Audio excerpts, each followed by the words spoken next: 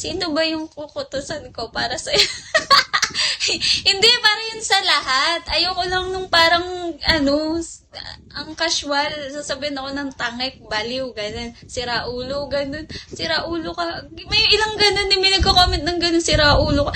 Parang ulo. Kahit nga ka-close ko, wala namang gumaganon sa akin. Hindi naman ako ginaganon. Kasi, nire-respeto nila ako. Para kasing pag ginanon ako, parang walang respeto ba? Nakakainis. Kaya lumalabas yung masungit na side ko. Newbie, baka isampal ko sa yung account ko. Uy, may main account. Sampal mo. Labas na ng main account. Nasaan? Pasok mo nga yan. Angas ng tattoo sa likod. Huh? Sa likod? Paano mo alam na may tattoo ako sa likod? Stalker si Kiefer, Si Kiefer, stalker. Charot. Ay, labasan ng main account to. Pakilabas nga. Ay, B, labas mo yan. Ipasok mo yan dito. Sorry po. Nasa asal career kasi. Yan. Yan gusto ko. Nagdidibdiban kayo. Yung nag-aaway kayo. Naglalabasan kayo ng main account. Ganyan. Yung maganda eh. Okay lang yan, Kiefer. Okay, Papa Renz. Hindi, pero seryoso ako kapag babae yung host.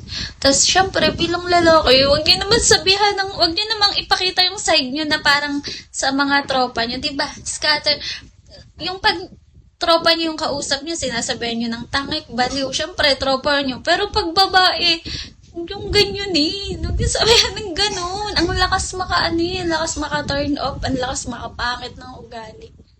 Alam mo, parang kita mo na agad na, ay, ang pangit naman ang ugali nito.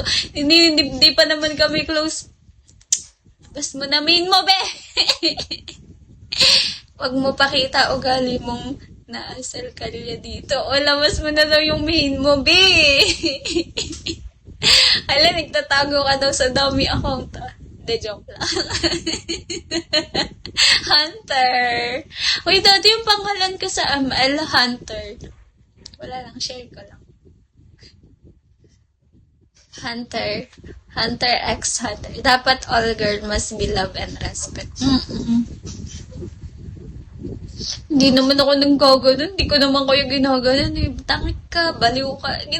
Ang pangit kaya, ang lakas makapangit ng ugali. Baliw ka, ganyan. Alam mo yung di ka nang maganda. Gusto ganun ka pa manalita. Wag na, baka mangliit ka. Asal kali. Hindi ba usapan niya B, baka daw manliit ka. Walang dibdiban dito ha. Kayo nasa Bigo. Baka mamaya kayo, dyan. May init na ulo.